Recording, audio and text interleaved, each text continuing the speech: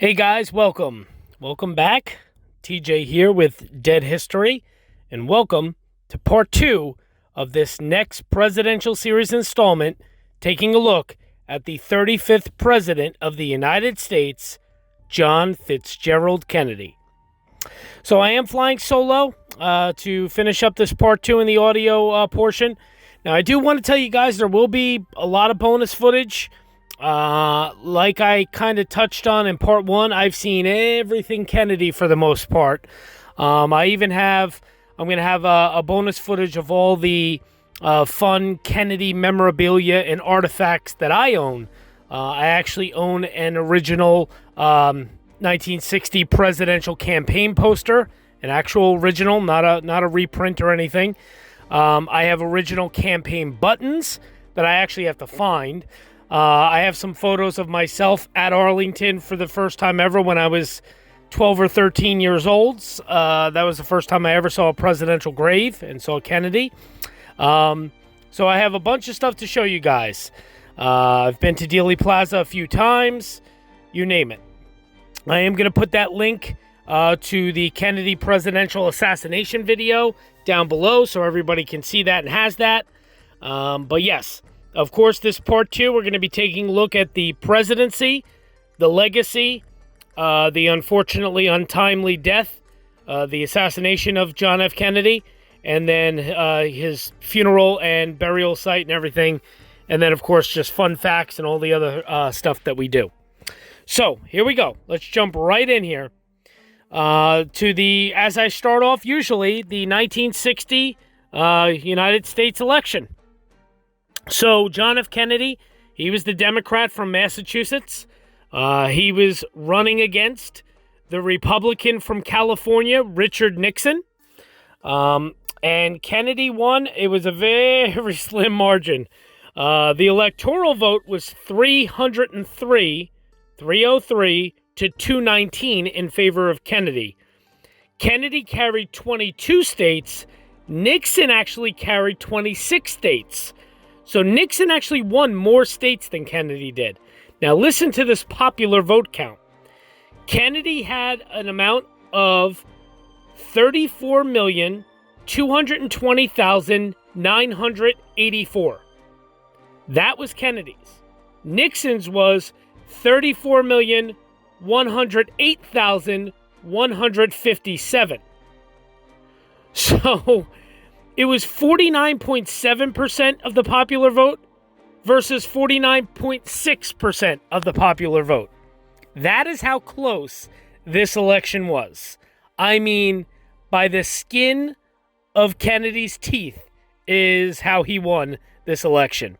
You're seeing some maps, I'm sure, some presidential campaign things, maybe some, posters, other posters and that sort of thing from the election. Some Kennedy pictures of him campaigning. So, interesting, crazy, very controversial election. We're going to get into that in a second here. But yes, Kennedy did win by a very slim margin, and he became the 35th President of the United States in 1960. It was November 8th of 1960, to be exact, is when the election was. So, there you go. Now, jumping from the election, of course, I'm going to give you a synopsis, an overview of Kennedy's presidency. Then we will go into some fun facts. Then we will go into reading from The President is Dead by Louis Picone, the wonderful book that Louis Picone put out. He also, a few months back, put out a book on Grant's Tomb. It's called Grant's Tomb by Louis Picone. Highly recommend it. Excellent. Amazing, really great. Go pick these books up. The President is Dead and Grant's Tomb by Louis Picone. Awesome stuff. So we'll be reading from that. And then, we'll just kind of give you a little bit of synopsis on the assassination. I don't even need notes for that. I know that sounds arrogant, but I've had the Kennedy stuff and the Kennedy assassination etched into my brain since I was about a 6 or 7 year old boy.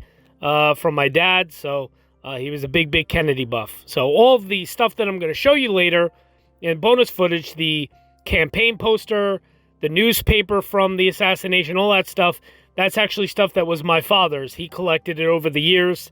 Of course, he passed away in February, so, kind of dedicating this video to him, too, because Kennedy was his guy. So he would be very happy to know that showing off his cool Kennedy memorabilia would be enjoyed by people. So, all right, here we go.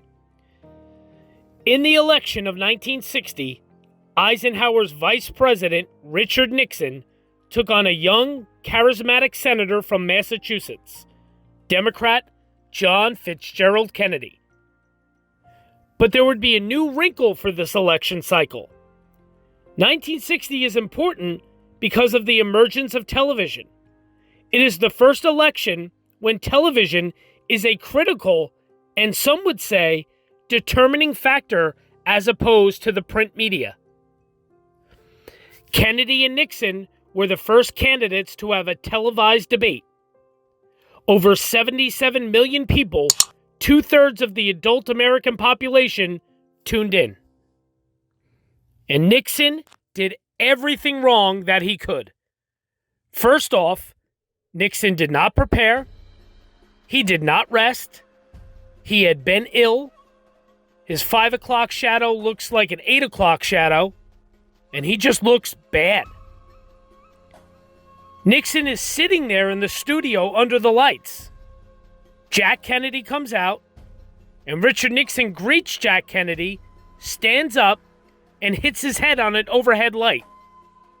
I mean, this is just an omen for how bad this debate is going to be. The first debate, which is what really made a lasting impression on Americans, it is pretty clear that Kennedy won that on TV. But the funny thing is that people listening on radio thought that Nixon won the debate. One of those people happened to be Lyndon Baines Johnson, Kennedy's vice presidential candidate. And Johnson's listening to Jack Kennedy. He cannot see the body language. He cannot see the sweating of Richard Nixon. And Johnson says to someone, "The boy's blown it," in that Texas drawl of his. In fact, the consensus was that Kennedy won the debates, but the election was close nonetheless. Just 8,900 votes in Illinois and 46,000 votes in Texas would have given Nixon a victory. It was rumored that the vote counts in both of those states were rigged, but Nixon refused to contest the results, and Kennedy became the 35th president of the United States.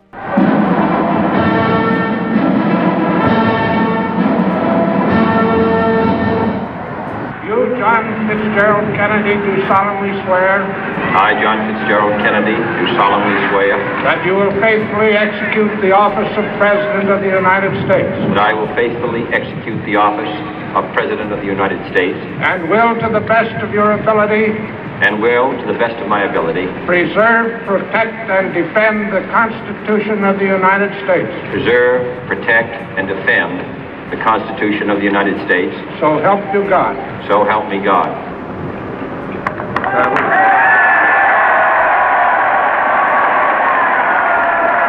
Can truly light the world. And so, my fellow Americans, ask not what your country can do for you, ask what you can do for your country.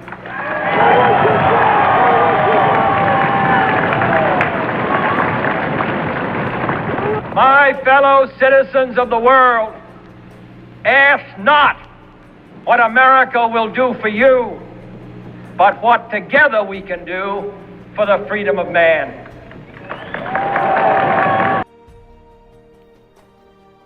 John F. Kennedy, of course, came from a very storied family. His father, Joseph, had been appointed in the Roosevelt administration. Kennedy had gone to Harvard. His family had wealth. And there was a certain fascination with the first Catholic president in American history. The Kennedy family was, in so many respects, a reflection of who we are as a people. We are a young nation. We are a dynamic, vigorous, energetic nation. And you had, in the White House, this young family. And I think, as much as any president, John F. Kennedy reflected the way we want to see ourselves. In office, Kennedy issued a dramatic call to action for the country, envisioning a new way forward in the Cold War, harnessing American idealism in the form of the Peace Corps and a space program that would put a man on the moon. Congress, however, did not run on idealism. Republicans and Southern Democrats were weary of the man from Massachusetts. So Kennedy, if he was going to influence Congress, he needed to find other tools. Kennedy is the first master of the televised press conference, a relatively new phenomenon. You know, if you watch John Kennedy's press conferences, his humor sometimes, quite often self-deprecating, is stunning. John F. Kennedy's press conferences were primetime events. They were like Barbara Walters specials. They got the highest ratings of the night. But Kennedy quickly found that his charm did not offset some people's concerns about his readiness to manage the Cold War. Mr. President, the Democratic platform in which you ran for election promises to work for equal rights for women, including equal pay, to wipe out job opportunity discriminations. Now, you have made efforts on behalf of others. What have you done for the women according to the promises of the platform? Well, I'm sure we haven't done enough, and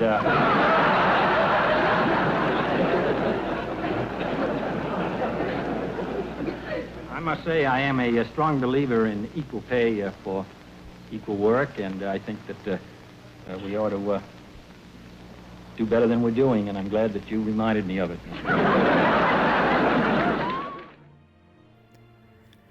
Sort of like a future president, President Barack Obama, there are doubts about whether he is seasoned enough, whether he is tough enough, is he mature enough to handle the burdens of the White House. John Kennedy inherits from Dwight Eisenhower a plan to remove Fidel Castro from power in Cuba. This plan turns into the disastrous Bay of Pigs invasion. Communist Cuba, just 90 miles from U.S. shores, was an increasing worry for the president. The failed attempt to use 1,400 Cuban exiles to topple Fidel Castro turned into a humiliating failure. But there was a far more dangerous crisis on the horizon. And with national security power consolidated in the executive office, the president held in his hands the fate of the world. 1962, on Valentine's Day, 3 out of 4 television viewers watched Jacqueline Kennedy show off a project a year in the making. A historically accurate restoration of the White House interior, which used private donations to return prized possessions to the executive mansion. Outside of the rejuvenated White House, the mood was not quite so cheerful. Over the past year, Soviet Premier Nikita Khrushchev and President John F. Kennedy had been feeling each other out for weaknesses. They had actually met in Vienna in 1961, and Kennedy knows that he comes out of that meeting. He knows that Khrushchev is unimpressed with him. He knows he comes away not as strong as he would have liked. Emboldened by their meeting, Khrushchev had authorized the building of the Berlin Wall. Americans had installed nuclear warheads in Turkey, right at the Soviets' doorstep, and now Khrushchev wanted the same.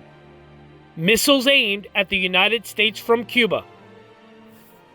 The Cuban Missile Crisis was a truly very scary moment, one of the scariest in the Cold War. Nuclear warheads are going into missiles in Cuba. And Kennedy says, we are going to stop it. We are going to blockade Cuba. You know, this threatens to move from a diplomatic issue to perhaps a nuclear war. We were all somewhat nervous about what was going to happen next.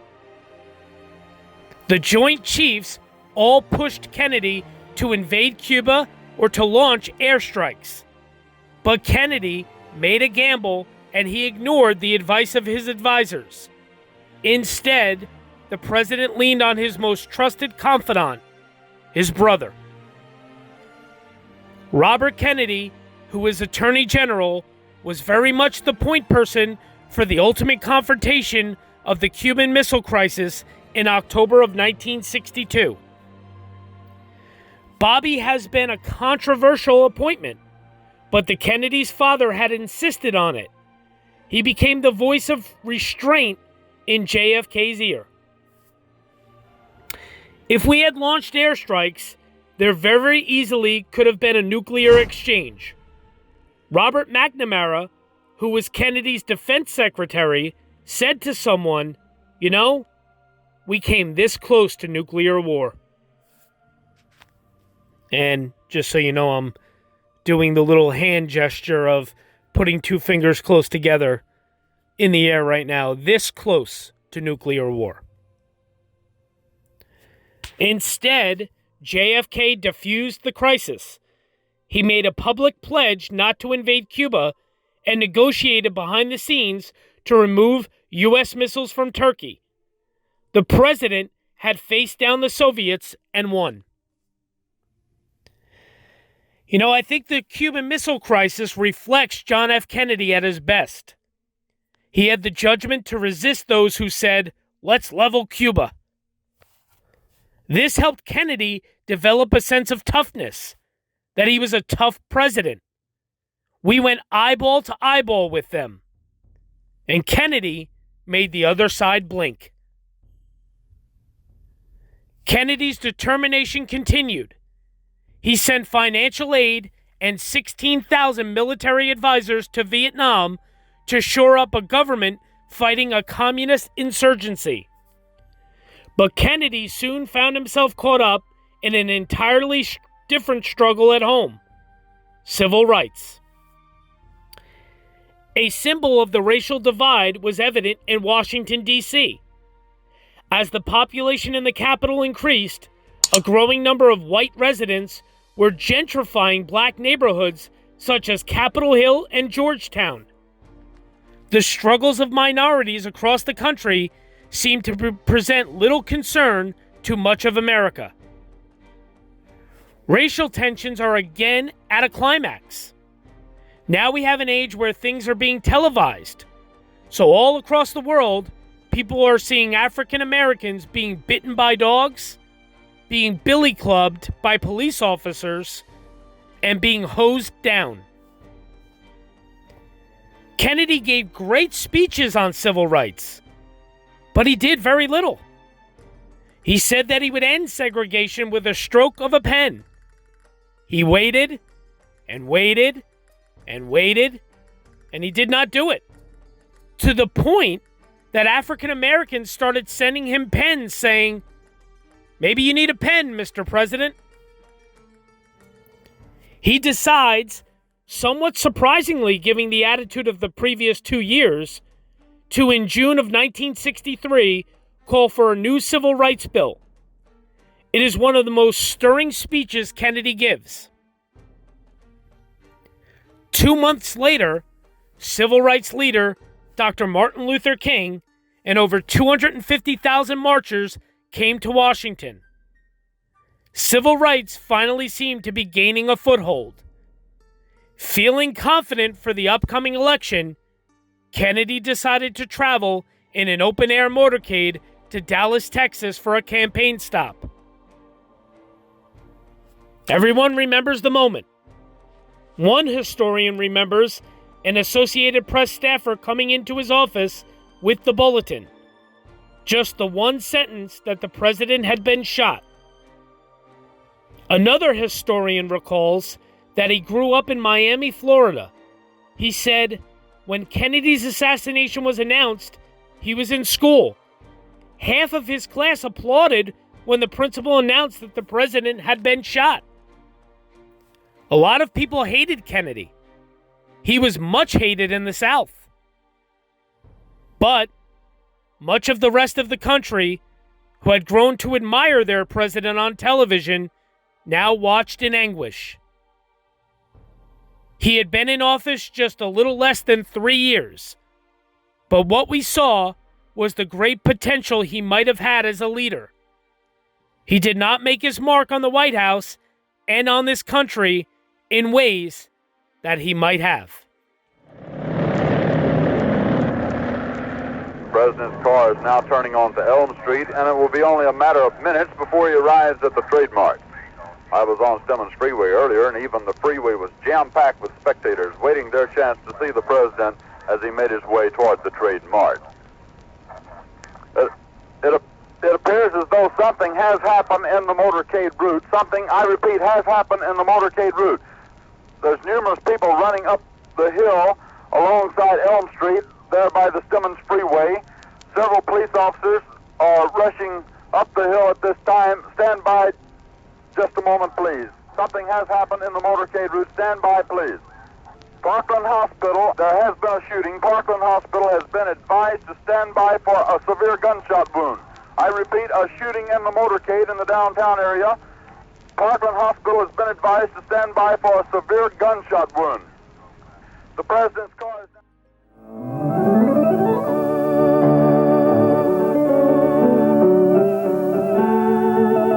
And now for the next 30 minutes, As the World Turns. For viewers of the CBS soap opera, As the World Turns, first word came at about 1:40 p.m. Eastern Time. It happened too quickly for cameras to be in place. And I gave it a great deal of thought, Grandpa. Here is a bulletin from CBS News. In Dallas, Texas, 3 shots were fired at President Kennedy's motorcade in downtown Dallas. The first reports say that President Kennedy has been seriously wounded by this shooting. Then it was back to the soap opera, but not for long. Soon after, Walter Cronkite was back, reporting from the CBS newsroom, complete with rotary telephones and wire machines. This picture has just been transmitted by wire. It is a picture taken just a moment or two before the incident. If you can zoom in with that camera, we can get a closer look at this picture. And almost exactly 1 hour after his initial bulletin, this now famous announcement. From Dallas, Texas, the flash, apparently official, President Kennedy died at 1 p.m. Central Standard Time, 2 o'clock Eastern Standard Time, some 38 minutes ago.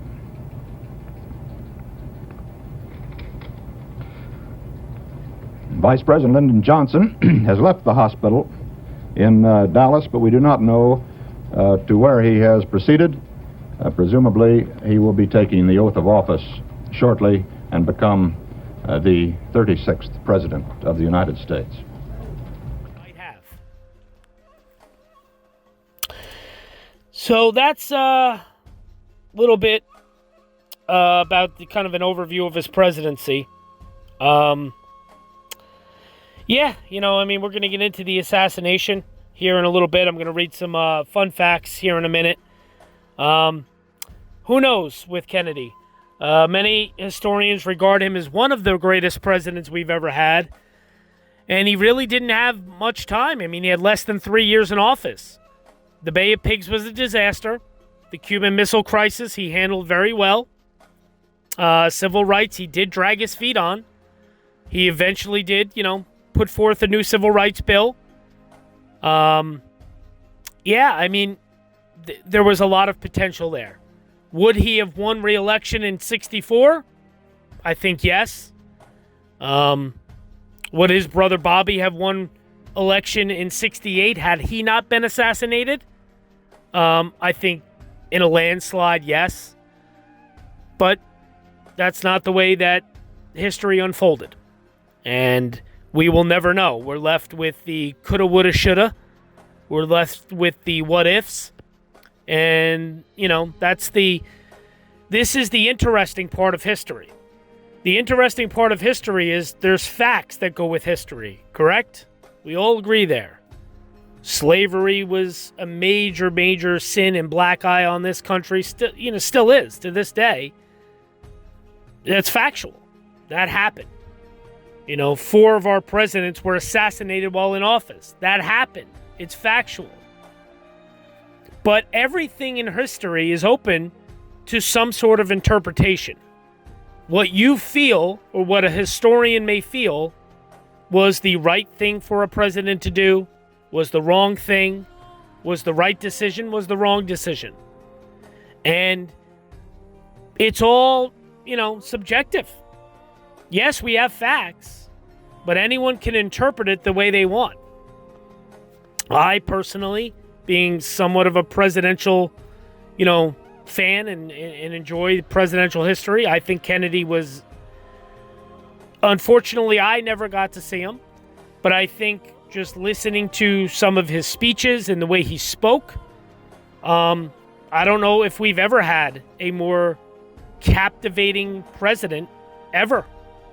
To me, being a president and being a great president is not only just about policies and not only about what you do and the action you take while you're in office to get things done. Obviously, that's a major part of everything. But I think it's being captivating. And I think that Kennedy, if you listen to some of his speeches and some of the things he said, it's hard not to get very motivated, very struck by his charisma, very struck by his poignant way of putting things and being able to come across in a way that made you feel proud to be an American and be part and to be a citizen of the United States of America. And I think that will forever ring true. And I think that's something that's been very lacking over the last 40 years or so in our country, probably more than 40 years. Reagan was not bad. He was a rather humorous man, good sense of humor. Barack Obama, he was pretty captivating. He definitely had good speeches and was a captivating speaker. But both of the Bushes were, fairly, moderate speakers. Clinton, he's okay, in my opinion. Some people think he's excellent. I think he's just okay. Trump, enough said. Donald just, President Trump did and said whatever he wanted. And Joe Biden, whether you're a fan of Joe Biden's or not, there's nothing exciting about the man. He's not somebody that gets you all amped up when you hear him speak. It's just not his personality. So I think that's a big part of being a really memorable president. I think it is. And I think that's why Kennedy's legacy will live on long after all of us are gone. Because of the words that he spoke and the way that he came across. So let's get into some fun facts here now. We did that one. I'm just going through everything, of course. Only president to win the Purple Heart. We went over that. Okay, Kennedy was not the youngest president ever. That title goes to Theodore Roosevelt, who was a little more than 9 months younger than Kennedy at the age of 42 years, 10 months, when he succeeded William McKinley as president in 1901. However, Kennedy was the youngest person elected president at the age of 43 years and 7 months when he became president in 1961. Bill Clinton was the third youngest president at 46 years of age. Interesting. Was Obama younger than Clinton? He might have been. I'd have to check that. We know that he was an experienced politician. Okay, Kennedy's popular vote win over Richard Nixon was very, very narrow, as we said. Kennedy defeated Nixon in the 1960 election when votes were counted in the Electoral College by a margin of 303 to 219. But in the popular vote, Kennedy won by 112,000 votes out of 68 million cast. Also, arguments persist to this day about vote counting in two states, Illinois and Texas. If Nixon had won those two states, he would have defeated Kennedy by 2 votes in the Electoral College. Crazy. JFK recorded conversations in the White House. Actually, Kennedy was not the first president to record private conversations in the White House. That was President Franklin Roosevelt. One theory for the Kennedy taping system was that the president had already written 2 books, and one of the tapes were when he wrote his memoirs after leaving office. Many of the tapes have been declassified over the past decades.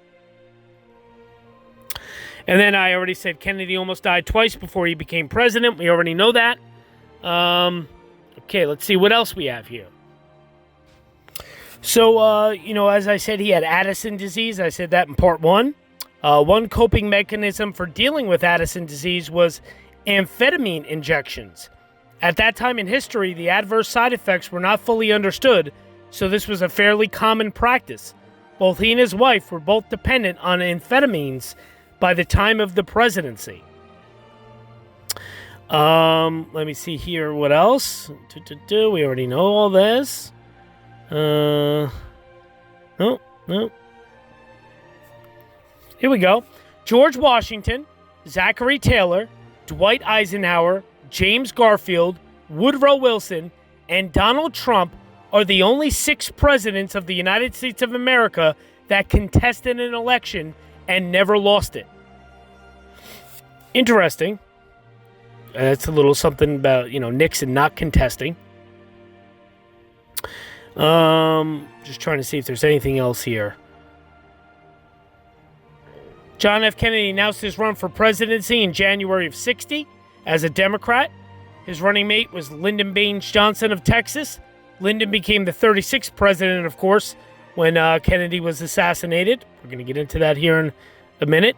The song used by John Kennedy's campaign for the presidency was an altered version of High Hopes, which had lyrics changed to support Kennedy. It was sung and recorded by the legendary Frank Sinatra. Hoboken, New Jersey's Frank Sinatra, by the way. They were briefly very close friends, though it did not last.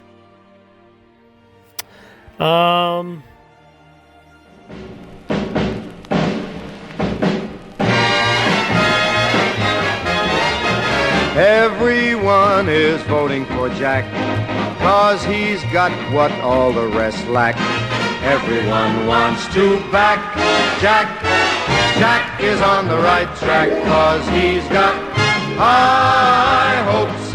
He's got high hopes. 1960's the year for his high hopes. Come on and vote for Kennedy. Vote for Kennedy, and we'll come out on top. Oops, there goes the opposition girl. Oops, there goes the opposition girl. Oops, there goes the opposition girl. Flop.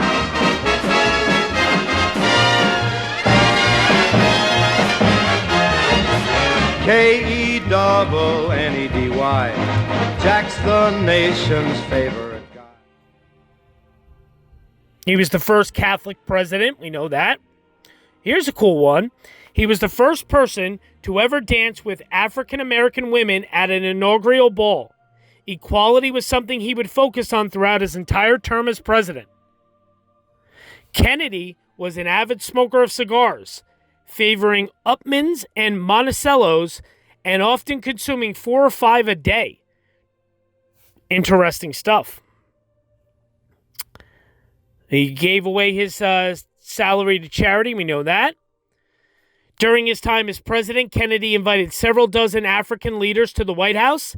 He was an avid supporter of African nationalism, independence, anti-colonialism, and self-determination. His attempts were reduced by the presence of the Cold War and the Soviet Union's interest in the Congo. The arts were essential to the Kennedy family and the presidency. John Kennedy created the position of Special Consultant of the Arts in 1962. He was also specifically interested in creating an artistic approach to architecture in the United States, and the General Services Administration at Art and Architecture program was created. Kennedy was a speed reader and went to events at the Foundation for Better Reading in Baltimore in 1954 and 1955. Kennedy was capable of reading at an amazing 1,200 words per minute. For context, the average American adult can read about 200 to 250 words per minute. Crazy. The 1960s was a time in civil rights focused on equality. In August of 63, Americans marched for equality. This was the moment of Martin Luther King's I Have a Dream speech. Kennedy created the President's Committee on Equal Employment Opportunity and supported desegregation. Even though the space race started before his presidency, Kennedy worked to secure funding for space programs with a goal of sending an American to the moon first in the space race against the Soviet Union. Just trying to see if there's anything else here. No, that's pretty it. Kennedy actually intended to be the first American president to visit Japan, but he was assassinated before his trip could take place. However, to preempt his visit, he sent his brother, Attorney General Bobby Kennedy, to Tokyo in 1962, where he succeeded in creating a positive impact on the country. Pretty interesting. On the night of August 12th and 13th of 1961, East German soldiers laid down more than 30 miles of barbed wire barrier through the heart of Berlin. Within 24 hours, it was illegal to move freely across the wall. The wall was erected to stop the mass exodus of people fleeing Soviet East Berlin for West Berlin and the non-communist world. Kennedy visited Berlin 2 years later, in which he publicly spoke out against the oppression. The area where he made the speech was renamed the John F. Kennedy Platz. We know that. I'm just trying to make sure I got everything on this one for you guys. All right, so that's that notes. Let me see this one now. I always have so many notes. It's to be honest with you, it's quite crazy. A lot of people always say, like, geez.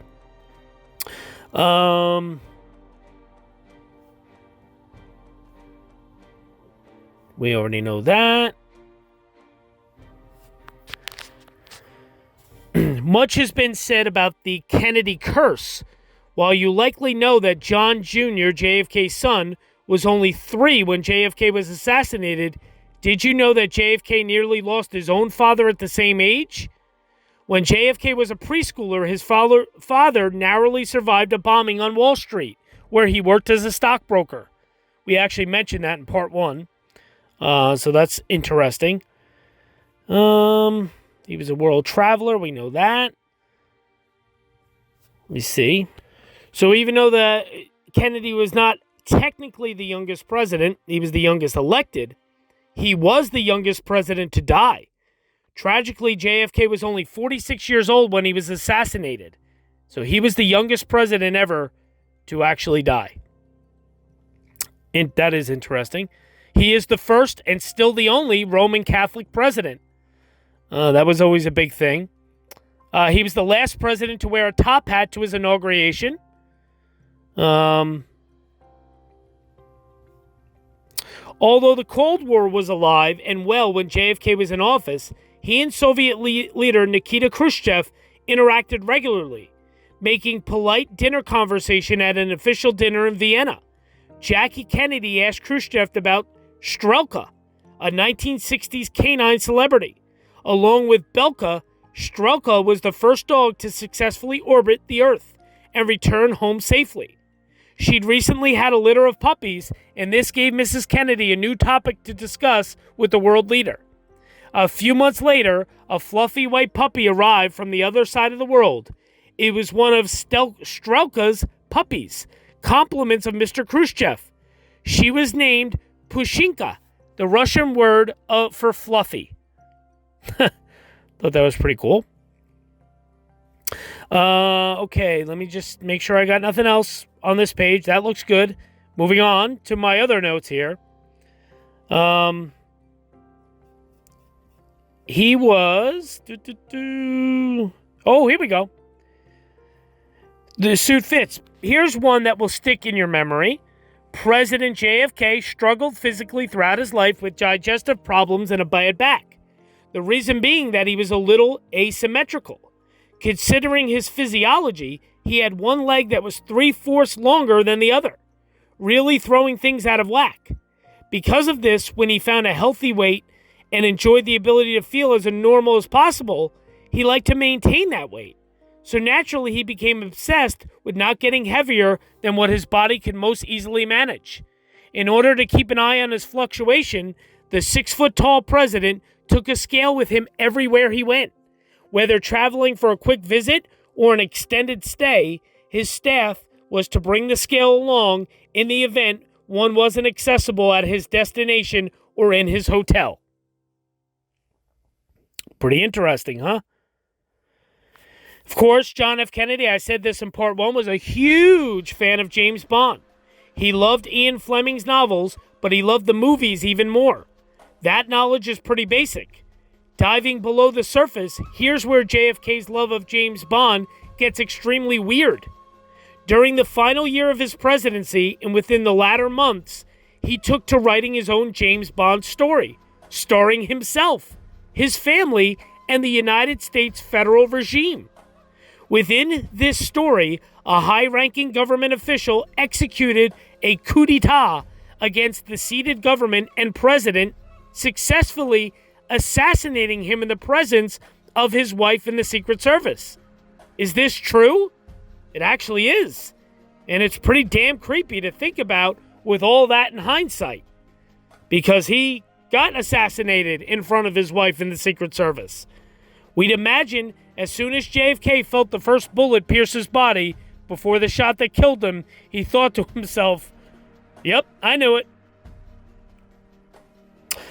Jackie Kennedy was fluent in French as she was raised Jacqueline Bouvier.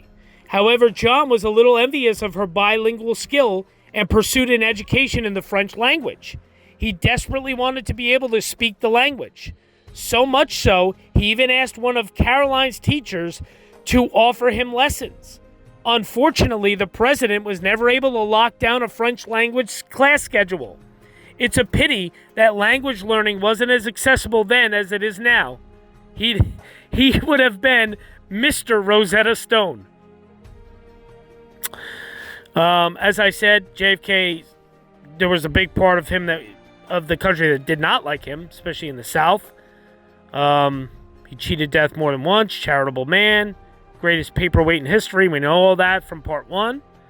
All his beloved laid him to rest. When JFK was assassinated in 1963, he was only 46 years old.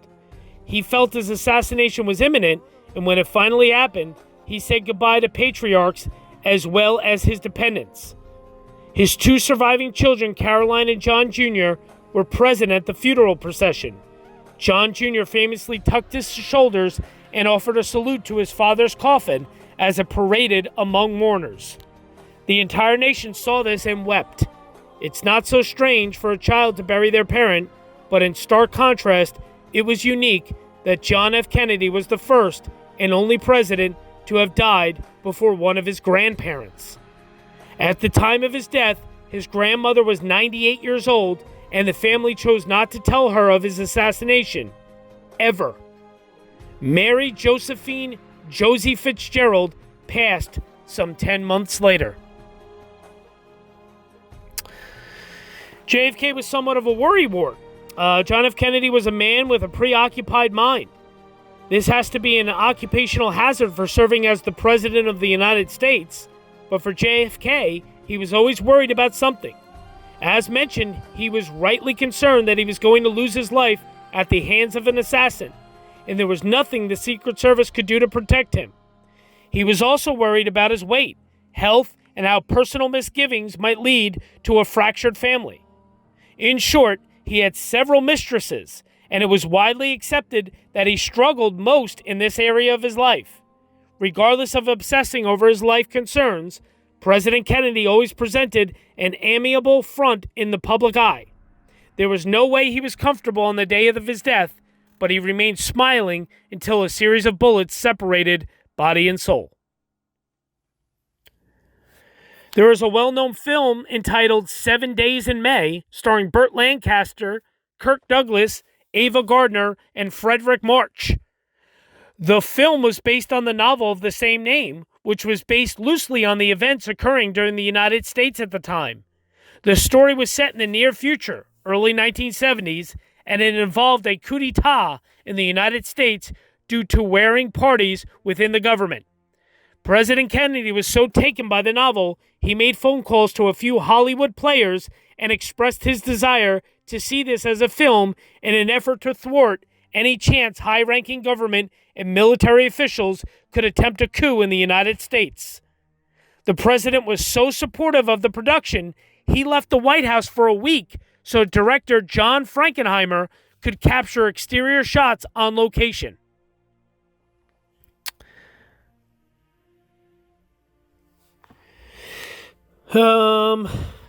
Let's see. John F. Kennedy broke ground socially, and it wasn't by making claims or offering his opinion about the way things should be. He was ready to push his progressive agenda socially, as well as ignite the space race and quell the American fears when it came to all things red. As with the presidents before him, JFK enjoyed an inaugural ball when elected in 1960 and sworn into office in 1961. Coming out of a decade that saw domestic race wars associated with the civil rights movement, JFK made quite the statement about desegregation when he became the first president to dance with a black woman at his inaugural ball. Presumably, this took the party to the next level because it was a thing. It had to have been a thing, a big thing. Obviously, we're still talking about it years later. Clearly, John F. Kennedy was accepting of people regardless of skin color, social economic background, or even political allegiance. When he boldly proclaimed that he was changing things to keep the White House white, it had nothing to do with the color of the residential exterior or who would be allowed to enter the presidential home. This was John Kennedy's bold statement about his past transgressions against his wife and family with various mistresses. In 1963, only months before John F. Kennedy's assassination, he and his wife Jackie lost their infant child, Patrick. This solidified a bond between the couple that had never been seen before. They were holding hands in public, and John was transparent about his need to progress as a man, as well as offer more respect and purity to the office of the president. So just to touch a little bit more on that, he was definitely a known womanizer.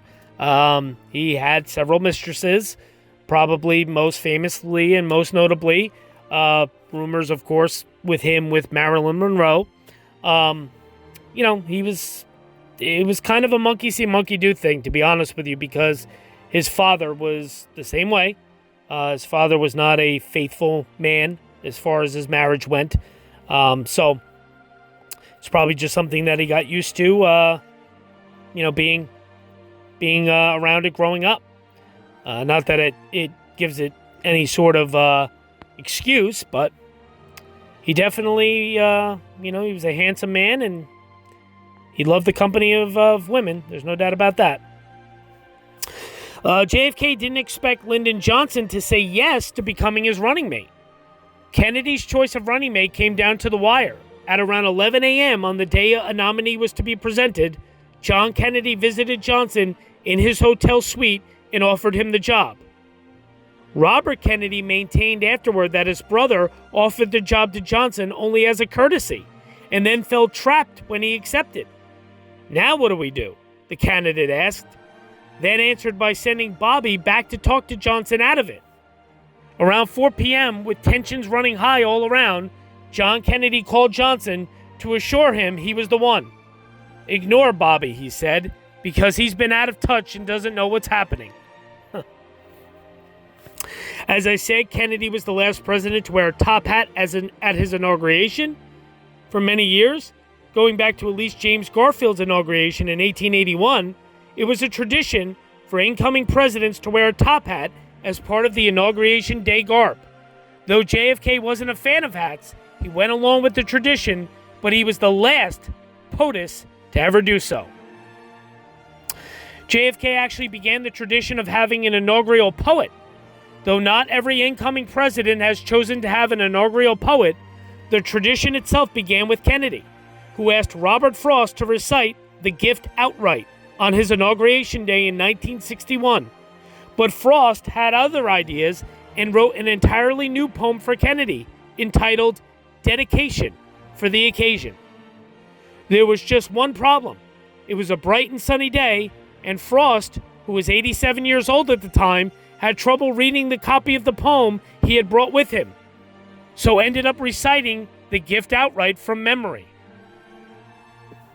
Interesting. William Faulkner refused a White House dinner invitation. Kennedy may have been able to convince one of the world's most celebrated poets to attend his inauguration, but not every literary hero was so keen to make the journey to the White House. When Kennedy extended a dinner invitation to William Faulkner, the Nobel Prize-winning author politely declined, telling Life magazine, "Why, that's 100 miles away. That's a long way to just go eat." Pretty crazy. Kennedy was the second richest president. Donald Trump, whose net worth is estimated to be over $3.5 billion, is the richest. JFK was a big animal lover. The Kennedy White House was a bit of a zoo. Among the animals that called 1600 Pennsylvania Avenue home during JFK's administration, there were 5 horses, 2 parakeets, 2 hamsters, a cat, a rabbit, and 5 dogs, including a mutt named Pushinka, a gift from Nikita Khrushchev. Pushinka was the daughter of Strekla, one of the first dogs in space. We know that. Here's something funny. A day before signing the Cuba embargo, JFK bought a lot of cigars. Kennedy was a fan of fine cigars, and Cuban cigars in particular. In February of 1962, he asked Press Secretary Pierre Salinger to help him acquire a large supply of Cuban cigars, and quickly. When Salinger asked how many he needed, Kennedy told him about 1,000 petite Upmans, and he wanted them by the next morning. The next day, when Salinger informed the president that he had managed to get 1,200 of them, he wrote that Kennedy smiled and opened up his desk. He took out a long paper, which he immediately signed. It was the decree banning all Cuban products from the United States. Cuban cigars were now illegal in our country. It's pretty funny. JFK helped the Manchurian Candidate get made. Kennedy ran with a pretty cool circle of friends, and Frank Sinatra was one of them. When Sinatra was having trouble getting United Artists to greenlight a big screen adaptation of Richard Condon's 1959 novel, The Manchurian Candidate, for fear that it was too controversial, Sinatra persuaded Kennedy to make a personal appeal to the studio head. That's the only way that film ever got made, Condon later told Kitty Kelly, Sinatra's biographer. It took Frank going directly to Jack Kennedy. JFK was actually the target of at least 4 assassination attempts. Throughout his life, JFK was the target of at least 4 assassination attempts, including once in 1960, shortly after being elected president, when a retired postal worker filled his car with dynamite and followed the president-elect from Hyannisport to Palm Beach, Florida. "Brother, they could have gotten me in Palm Beach," Kennedy reportedly told a Secret Service agent. "There is no way to keep anyone from killing me." In the lead-up to JFK's assassination in Dallas, 2 additional plots, one in Chicago and one in Tampa, were discovered. JFK's trusty black alligator briefcase sold for more than $700,000. One of Kennedy's most trusted companions was his black alligator Hermes briefcase, which he carried with him everywhere, including the morning of his assassination. In 1998, the briefcase was among the president's personal possessions that were being included in a highly anticipated auction of his personal memorabilia. The item became one of a number of items that Kennedy's children fought to have taken off the auction block, but they eventually relented. The briefcase sold for more than $700,000. Pretty crazy stuff. Let me just make sure I have nothing else here. That looks pretty good. We know that. France cigars, we know that. Nothing there.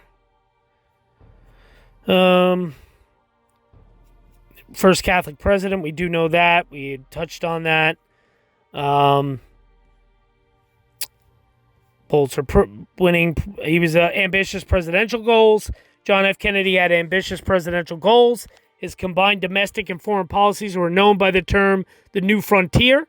He wanted to fund social programs in education and housing, as well as medical care for the elderly. During his term, Kennedy was able to achieve some of his goals, including raising the minimum wage and providing Social Security benefits for surviving family members. President Kennedy also established the Peace Corps and set the plan in motion for Americans to land on the moon by the end of the 1960s. In terms of civil rights, JFK used executive orders and personal appeals to aid the civil rights movement. He also proposed legislative programs to help with the movement, but these did not pass until after his death. We know, of course, about the Cuban Missile Crisis. Is there anything here now? We got 4 children. No. Got the taping system. Kennedy proposed a joint Soviet mission to the moon. Although Kennedy famously challenged the country in the first months of his presidency to land a man on the moon by the end of the 1960s, by September of 1963, he had such concerns about the space program's high cost that he proposed partnering with the Soviet Union on a joint expedition to the moon. Why, he asked in an address to the United Nations General Assembly? Should man's first flight to the moon be a matter of national competition? Why should the United States and the Soviet Union, in preparing for such expeditions, become involved in immense duplications of research, construction, and expenditure? There was actually rumors that he considered dropping Lyndon Johnson from the 1964 ticket. With more than a year before the 1964 presidential election, rumors swirled that Kennedy was considering replacing Johnson as his running mate with Florida Senator George Smathers, North Carolina Governor Terry Sanford, or another Democrat. Kennedy's secretary, Evelyn Lincoln, wrote in her 1968 memoir that the president mentioned a possible switch to her 3 days before his death and hours before the assassination. The November 22, 1963 edition of the Dallas Morning News printed an interview with Nixon, who was in the city on business, with the headline, "Nixon predicts JFK may drop Johnson." Interesting. Kennedy actually feared running for re-election against Mitt Romney's father. When evaluating prospective Republican candidates for the 1964 presidential campaign, Kennedy welcomed the prospect of running against Arizona Senator Barry Goldwater, who ultimately received his party's nomination. But he was concerned about the prospects of facing more moderate Michigan Governor George Romney, father of the 2012 Republican presidential nominee. "The one fellow I don't want to run against is Romney. That guy could be tough," he privately confided to a friend in 1963. Pretty interesting stuff. So, now before I read in The President is Dead, I do want to touch on one other thing real quick. So, there's so many speeches of Kennedy's that I love. You know, of course, the ask not what your country will do for you, what you can do for your country during his inaugural speech. His inaugural address was tremendous, but the commencement address that he gave at American University in Washington, D.C., It was on June 10th of 1963. I'm not going to read the whole thing word for word, but I did just want to touch on a few points that are some of my favorites. He talks about universities and how wonderful they are, and then he goes in, and these are his exact words. This is from the transcript of that speech. I have, therefore, chosen this time and this place to discuss a topic on which ignorance too often abounds and the truth is too rarely perceived. Yet it is the most important topic on earth: world peace. What kind of peace do I mean? What kind of peace do we seek? Not a Pax Americana enforced on the world by American weapons of war. Not the peace of the grave or the security of the slave. I am talking about genuine peace. The kind of peace that makes life on earth worth living. The kind that enables men and nations to grow and to hope and to build a better life for their children. Not merely peace for Americans, but peace for all men and women. Not merely peace in our time, but peace for all time. I speak of peace because of the new face of war. Total war makes no sense in an age when great powers can maintain large and relatively invulnerable nuclear forces and refuse to surrender without resort to those forces. It makes no sense in an age when a single nuclear weapon contains almost 10 times the explosive force delivered by all the Allied air forces in the Second World War. It makes no sense in an age when the deadly poisons produced by a nuclear exchange would be carried by wind and water and soil and seed to the far corners of the globe and to generations yet unborn. I speak of peace, therefore, as the necessary rational end of rational men. I realize that the pursuit of peace is not as dramatic as the pursuit of war, and frequently the words of the pursuer fall on deaf ears. But we have no more urgent task.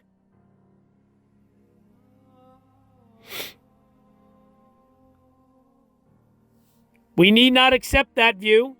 Our problems are man-made, therefore they can be solved by man, and man can be as big as he wants. No problem of human destiny is beyond human beings. Man's reason and spirit have often solved the seemingly unsolvable, and we believe they can do it again. I am not referring to the absolute infinite concept of peace and goodwill of which some fantasies and fanatic dreams. I do not deny the value of hopes and dreams, but we merely invite discouragement and incredulity by making that our only and immediate goal. In short, both the United States and its allies and the Soviet Union and its allies have a mutually deep interest in a just and genuine peace and in halting the arms race. Agreements to this end are in the interest of the Soviet Union as well as ours, and even the most hostile nations can be relied upon to accept and keep those treaty obligations, and only those treaty obligations which are in their own interest. So let us not be blind to our differences, but let us also direct attention to our common interests and to the means by which those differences can be resolved. And if we cannot end now our differences, at least we can help make the world safe for diversity. For in the final analysis, our most basic common link is that we all inhabit this small planet, we all breathe the same air, we all cherish our children's future, and we are all mortal.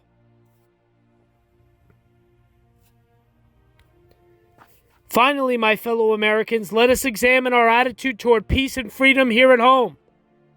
The quality and spirit of our own society must justify and support our efforts abroad.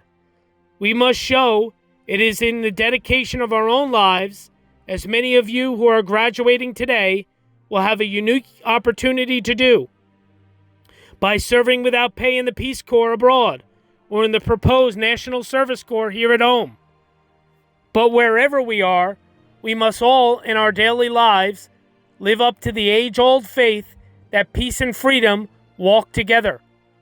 In too many of our cities today, the peace is not secure because the freedom is incomplete. It is the responsibility of the executive branch at all levels of government, local, state, and national, to provide and protect that freedom for all of our citizens by all means within their authority. It is the responsibility of the legislative branch at all levels, wherever that authority is not now adequate, to make it adequate. And it is the responsibility of all citizens in all sections of this country to respect the rights of all others and to respect the law of the land.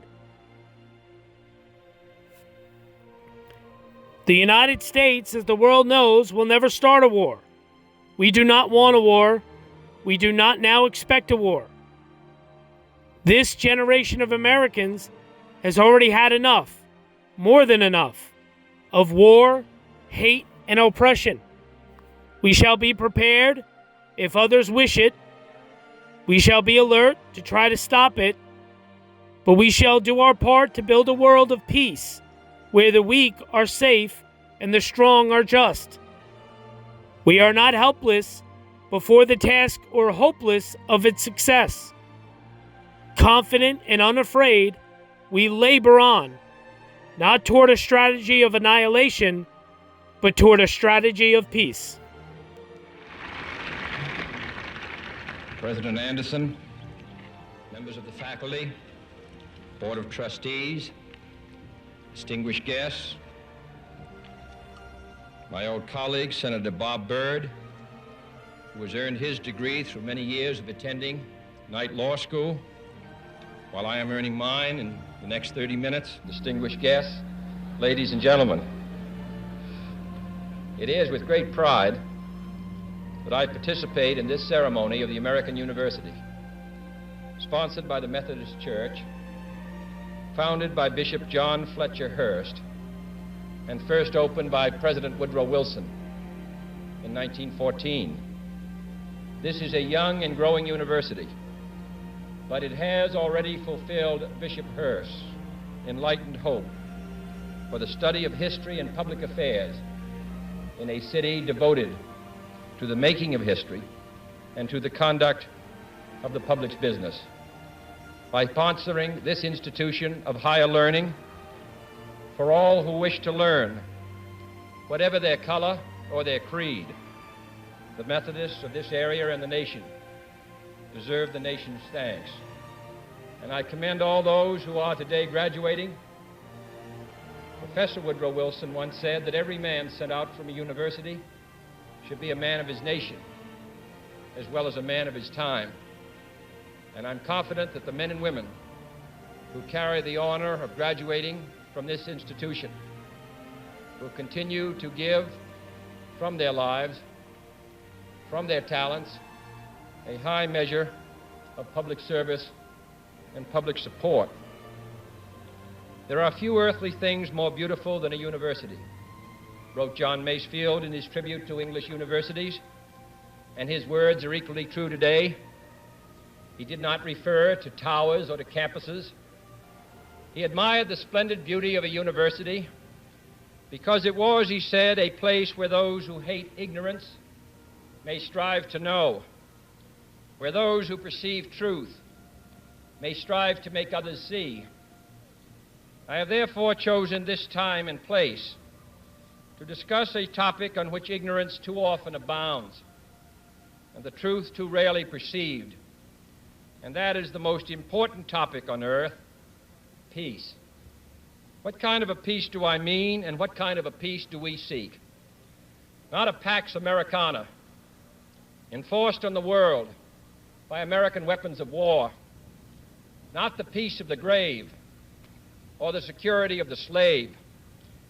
I am talking about genuine peace, the kind of peace that makes life on earth worth living, the kind that enables men and nations to grow, and a hope and build a better life for their children. Not merely peace for Americans, but peace for all men and women. Not merely peace in our time, but peace in all time. I speak of peace because of the new face of war. Total war makes no sense in an age where great powers can maintain large and relatively invulnerable nuclear forces and refuse to surrender without resort to those forces.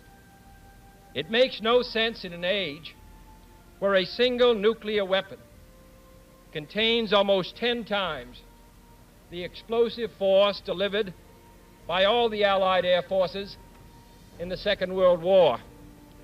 It makes no sense in an age when the deadly poisons produced by a nuclear exchange would be carried by wind and water and soil and seed to the far corners of the globe and to generations yet unborn. Today, the expenditure of billions of dollars every year on weapons acquired for the purpose of making sure we never need them is essential to the keeping of peace. But surely the acquisition of such idle stockpiles, which can only destroy and never create, is not the only, much less the most efficient, means of assuring peace. I speak of peace, therefore, as the necessary, rational end of rational men. I realize the pursuit of peace is not as dramatic as the pursuit of war, and frequently the words of the pursuers fall on deaf ears, but we have no more urgent task. Some say that it is useless to speak of peace or world law or world disarmament, and that it will be useless until the leaders of the Soviet Union adopt a more enlightened attitude. I hope they do. I believe we can help them do it. But I also believe that we must re-examine our own attitudes as individuals and as a nation, for our attitude is as essential as theirs.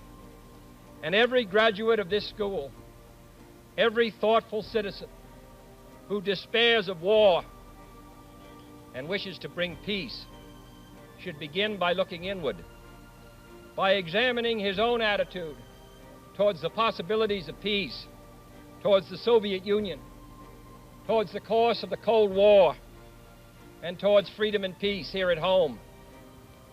First, examine our attitude towards peace itself. Too many of us think it is impossible. Too many think it is unreal. But that is a dangerous, defeatist belief. It leads to the conclusion that war is inevitable, that mankind is doomed, that we are gripped by forces we cannot control. We need not accept that view. Our problems are man-made. Therefore, they can be solved by man, and man can be as big as he wants. No problem of human destiny is beyond human beings. Man's reason and spirit have often solved the seemingly unsolvable, and we believe they can do it again. I am not referring to the absolute, infinite concept of universal peace and goodwill, of which some fantasies and fanatics dream. I do not deny the value of hopes and dreams, but we merely invite discouragement and incredulity by making that our only and immediate goal. Let us focus instead on a more practical, more attainable peace, based not on a sudden revolution in human nature, but on a gradual evolution in human institutions, on a series of concrete actions and effective agreements which are in the interests of all concerned. There is no single simple key to this peace, no grand or magic formula to be adopted by one or two powers. Genuine peace must be the product of many nations, the sum of many acts. It must be dynamic, not static, changing to meet the challenge of each new generation. For peace is a process, a way of solving problems. With such a peace, there will still be quarrels and conflicting interests, as there are within families and nations. World peace, like community peace, does not require that each man love his neighbor.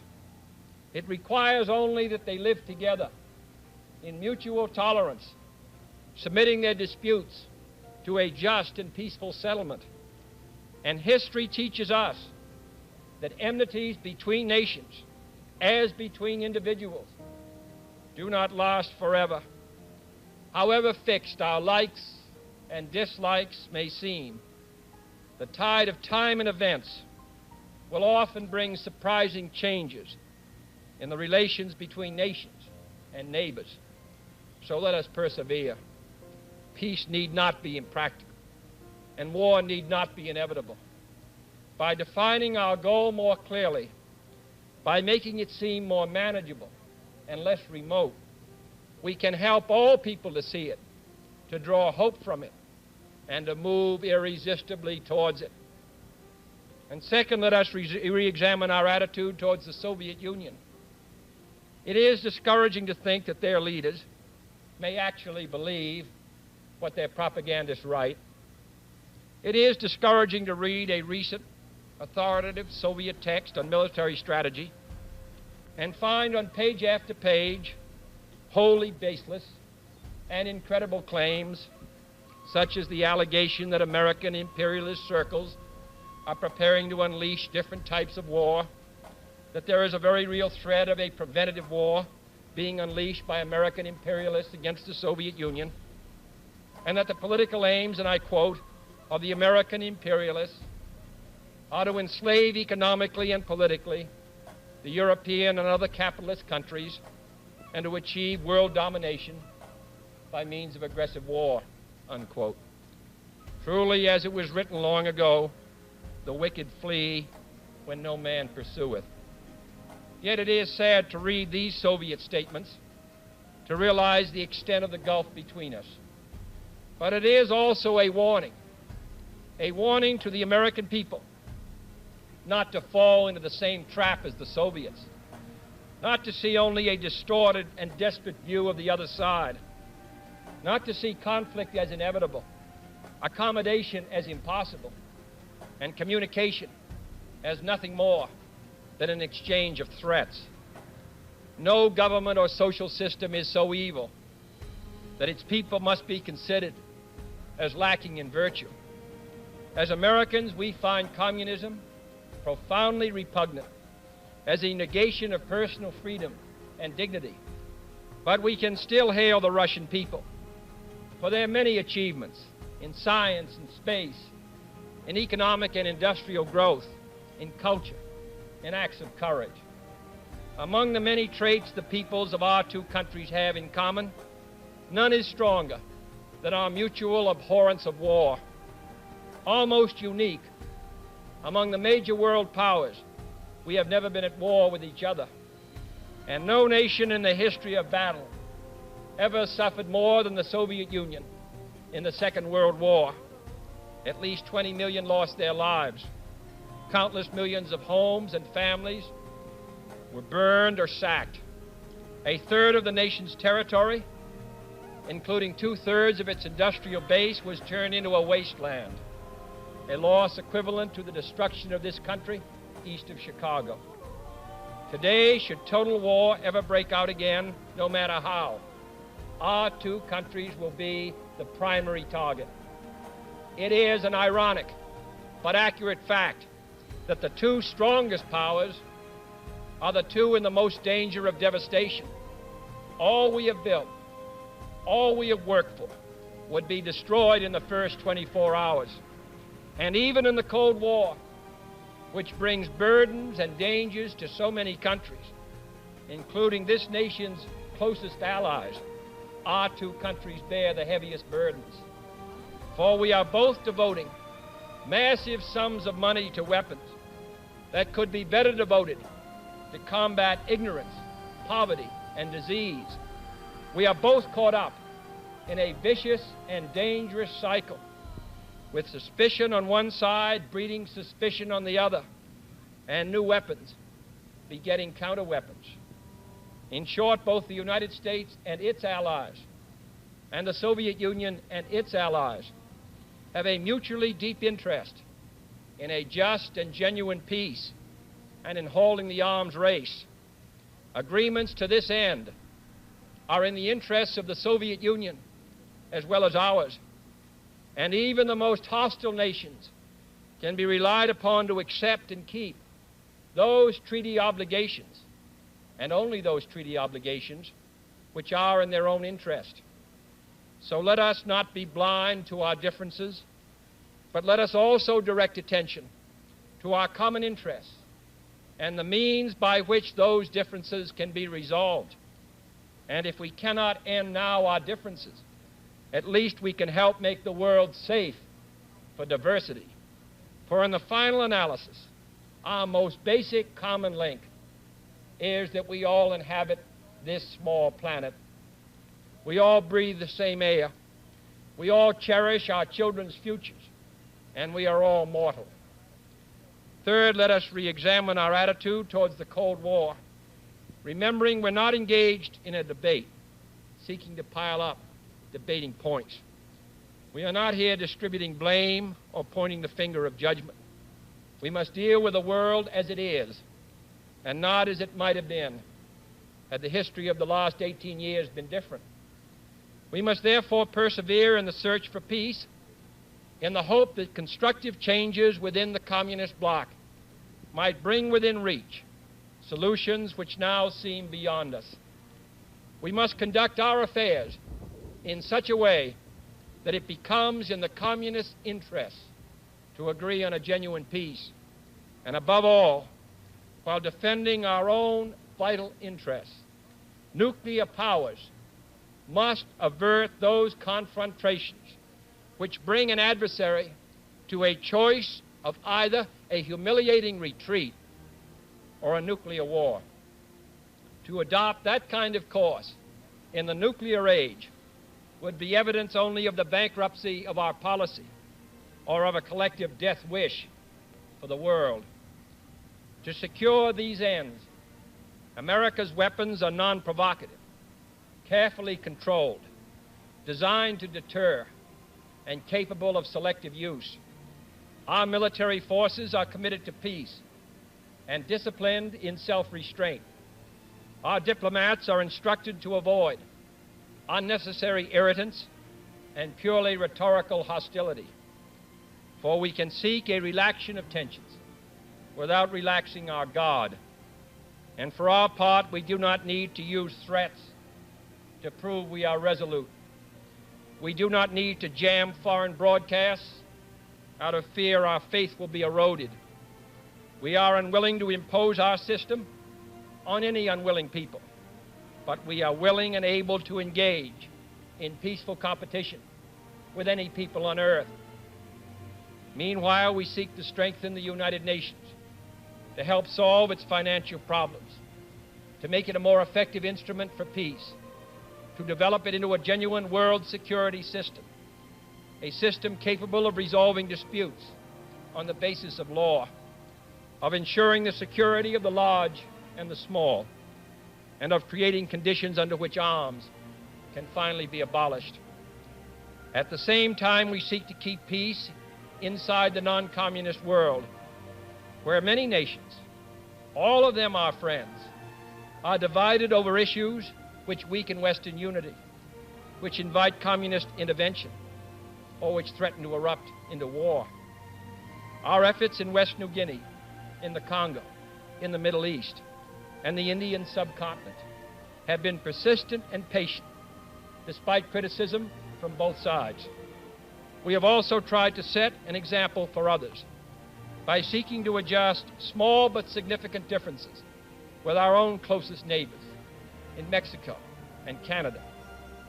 Speaking of other nations, I wish to make one point clear. We are bound to many nations by alliances. These alliances exist because our concern and theirs substantially overlap. Our commitment to defend Western Europe and West Berlin, for example, stands undiminished because of the identity of our vital interests. The United States will make no deal with the Soviet Union, at the expense of other nations and other peoples, not merely because they are our partners, but also because their interests and ours converge. Our interests converge, however, not only in defending the frontiers of freedom, but in pursuing the paths of peace. It is our hope and the purpose of Allied policy to convince the Soviet Union that she too should let each nation choose its own future, so long as that choice does not interfere with the choices of others. The communist drive to impose their political and economic system on others is the primary cause of world tension today. For there can be no doubt that if all nations could refrain from interfering in the self-determination of others, the peace would be much more assured. This will require a new effort to achieve world law, a new context for world discussions.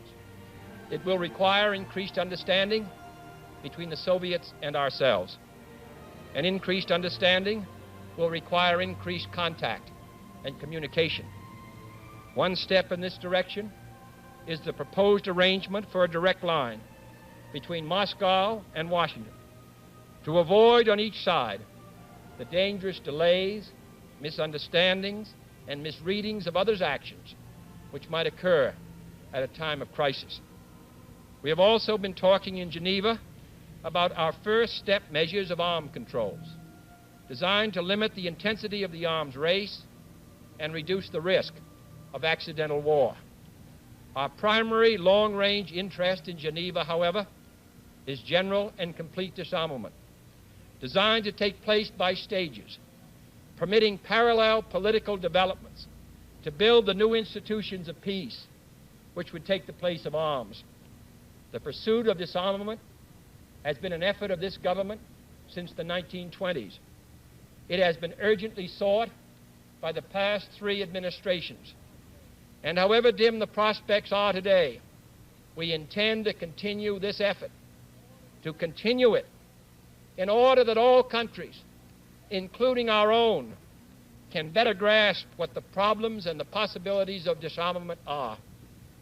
The only major area of these negotiations where the end is in sight, yet where a fresh start is badly needed, is in a treaty to outlaw nuclear tests. The conclusion of such a treaty, so near and yet so far, would check the spiraling arms race in one of its most dangerous areas. It would place the nuclear powers in a position to deal more effectively with one of the greatest hazards which man faces in 1963, the further spread of nuclear arms. It would increase our security. It would decrease the prospects of war. Surely this goal is sufficiently important to require our steady pursuit, yielding neither to the temptation to give up the whole effort, nor the temptation to give up our insistence on vital and responsible safeguards. I'm taking this opportunity, therefore, to announce 2 important decisions in this regard. First, Chairman Khrushchev, Prime Minister Macmillan, and I have agreed that high-level discussions will shortly begin in Moscow, looking towards early agreement on a comprehensive test ban treaty. Our hope must be tempered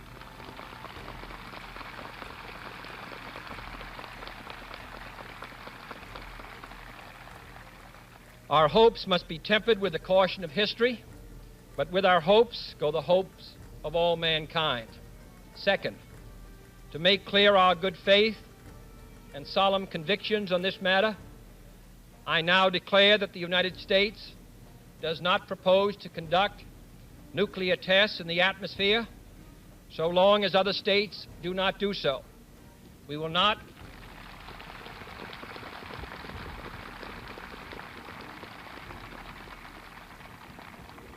not be the first to resume. Such a declaration is no substitute for a formal binding treaty, but I hope it will help us achieve one. Nor would such a treaty be a substitute for disarmament, but I hope it will help us achieve it. Finally, my fellow Americans, let us examine our attitude towards peace and freedom here at home. The quality and spirit of our own society must justify and support our efforts abroad. We must show it in the dedication of our own lives, as many of you who are graduating today will have an opportunity to do by serving without pay in the Peace Corps abroad or in the proposed National Service Corps here at home. But wherever we are, we must all, in our daily lives, live up to the age-old faith that peace and freedom walk together. In too many of our cities today, the peace is not secure because freedom is incomplete.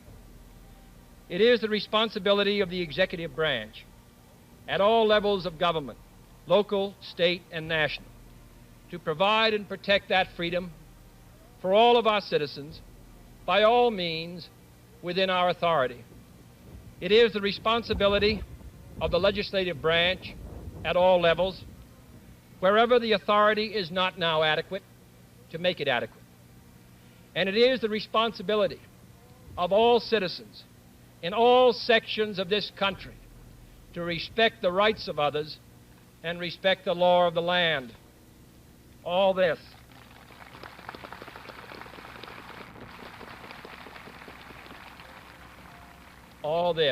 is not unrelated to world peace.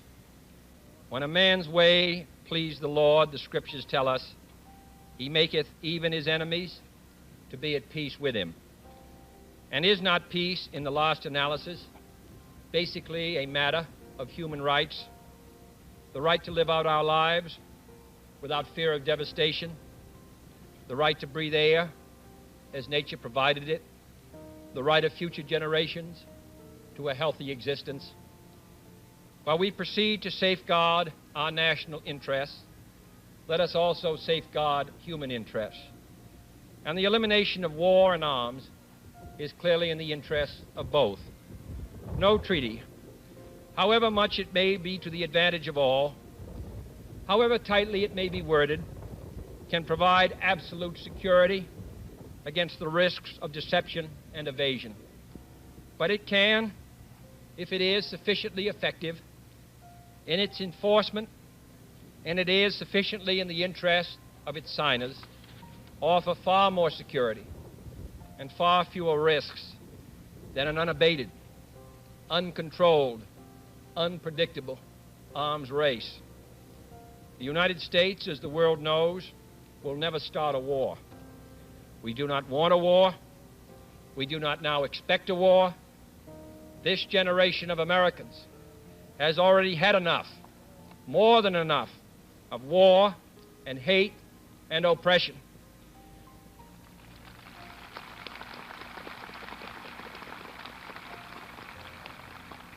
We shall be prepared if others wish it. We shall be alert to try to stop it. But we shall also do our part to build a world of peace where the weak are safe and the strong are just. We are not helpless before that task or hopeless of its success. Confident and unafraid, we must labor on, not towards a strategy of annihilation, but towards a strategy of peace.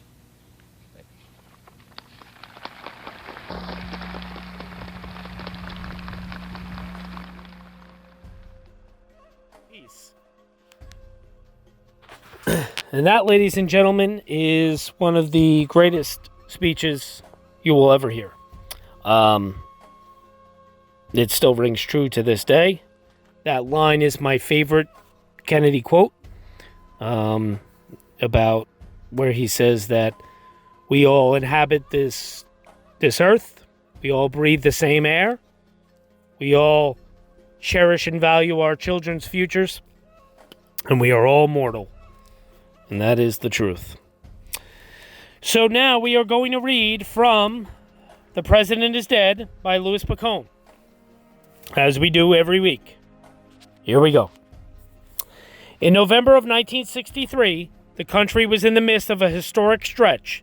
No presidents had died in more than 18 years, the second longest period since the 26-year span between the deaths of George Washington and Thomas Jefferson.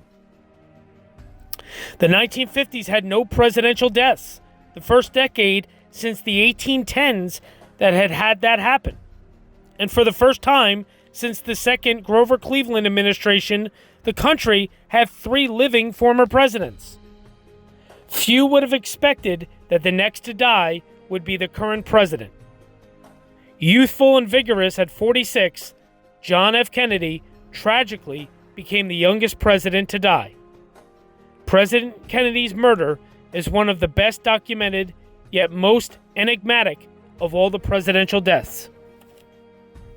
In 1963, President Kennedy was in the 3rd year of his presidency and looking ahead to the next election.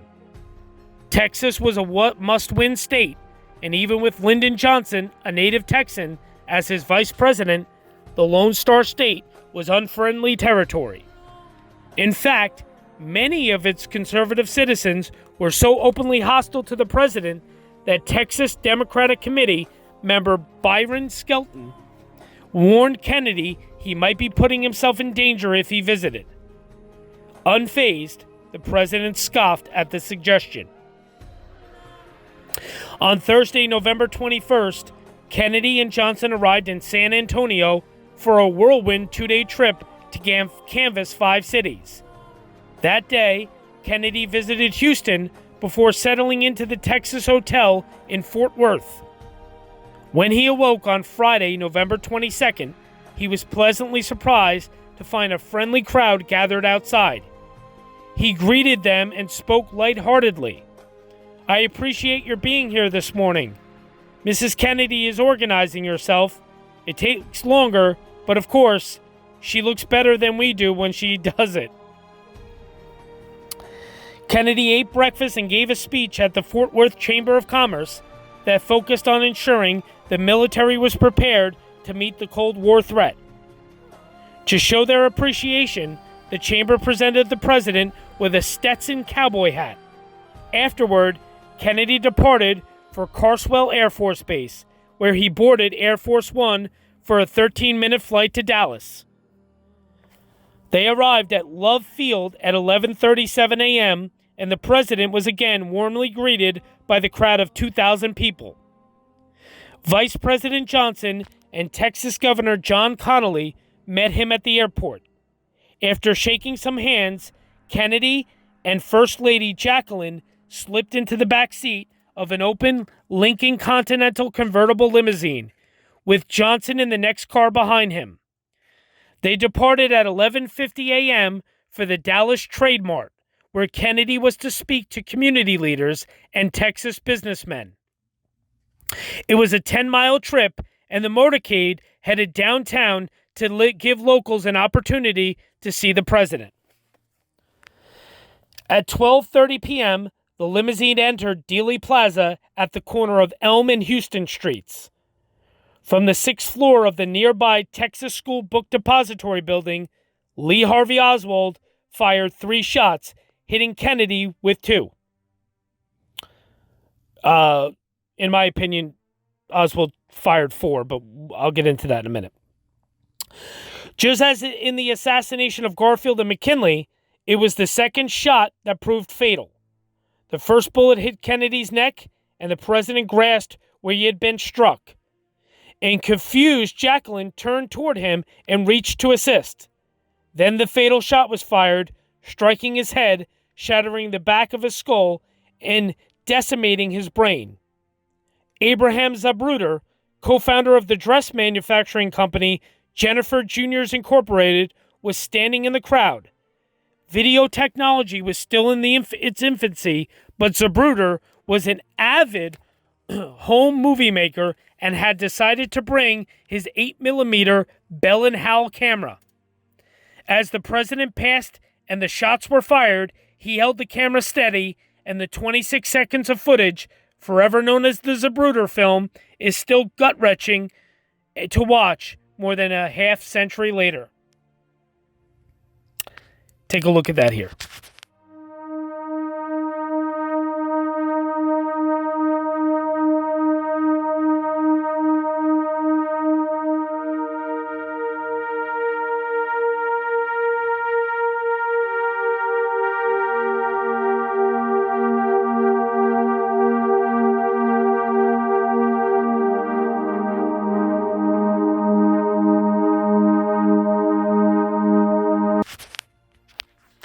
The limousine driver raced to Parkland Memorial Hospital.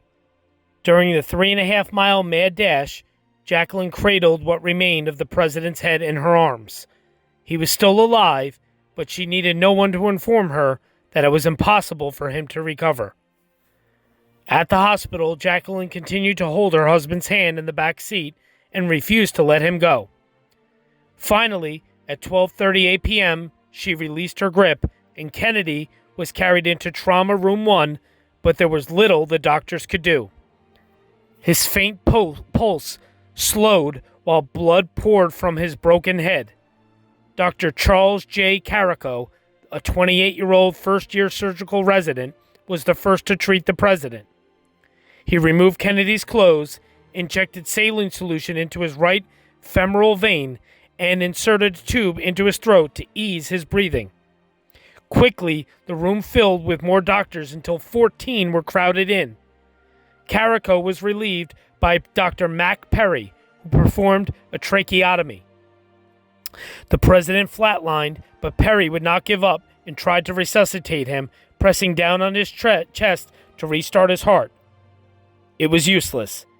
At 12:46 p.m., it was obvious John F. Kennedy was dead.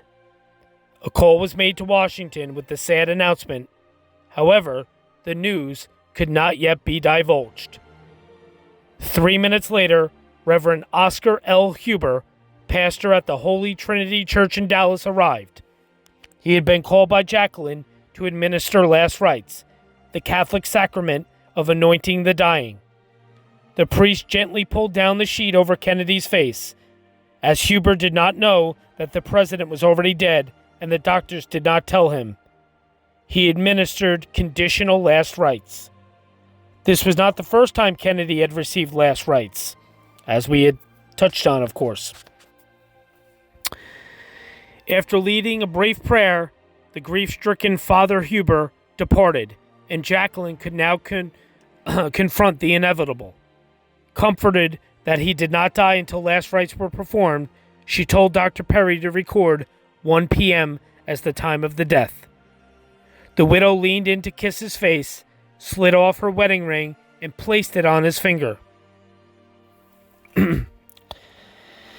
So then Kennedy was taken back to Love Field, put on Air Force One, and brought back to Washington.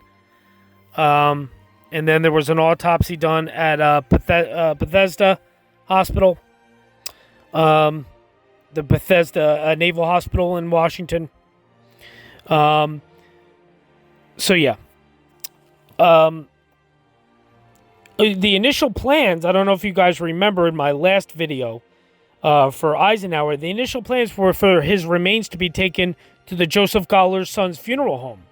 But in the interest of speed and security, the morticians instead came to the hospital.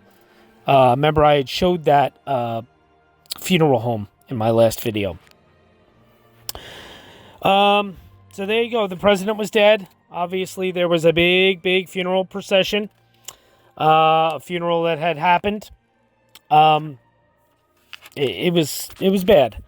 It was not something that anybody expected, and the country was in mourning, and it was a very long weekend for most Americans. The funeral was held at St. Matthew the Apostle Church in Washington, D.C. I'm going to show you that here in a minute. And then, of course, Kennedy was laid to rest in Arlington National Cemetery, where the eternal flame is, of course. Just a few side notes here. The Kennedy death site, of course, Dealey Plaza, will forever be linked with the heinous crime that occurred there. At the site on Elm Street where Kennedy was shot, a yellow X is painted on the road. In 2013, as the city of Dallas prepared for the 50th anniversary of Kennedy's death, road crews paved Elm Street and covered the marked, but once the pavement had dried, the X reappeared. To the north of Elm Street is the infamous grassy knoll, where many, including ear witnesses to the event, believe a second shooter was perched. 2 floors of the Texas School Book Depository, where Lee Harvey Oswald fired his shots are now the 6th floor museum at Dealey Plaza. Of course, I'm going to show you pictures of that. I am not a conspiracy theorist. I have been a student, you could say, of the Kennedy assassination since I was a young boy. I have read dozens and dozens of books from all the conspiracy theorists to all the whack job nut jobs out there. I will tell all of you this, that think John F. Kennedy was shot by somebody on the grassy knoll. If you have never been to Dealey Plaza physically in person, do yourself a favor and save your opinion. And I mean that sincerely, with the utmost respect to everyone. I respect everyone's opinions. However, if you stood behind the fence on the grassy knoll, you literally could throw a piece of chewing gum that you just chewed in your mouth and hit the X in the middle of the road where the fatal headshot took place. There is no way, shape, or form that a United States president had his head blown off by a gunman that was behind the fence. There was tons of people near that fence. Zapruder, where he stood on that white wall that he stood on to take the video, it literally is right over his right shoulder is the fence. There's no way that if you were standing there recording what was happening, even if you're in shock at what is happening, you would literally hear the gunshot right behind you and to your right. It is so condensed, so small, there's no way. Plus, there is no escape route. Don't believe anything conspiracy theorists tell you. There's nowhere to go. If you stood there and shot the president, you have no escape route. There's nowhere to go. I assure you, there's nowhere to go.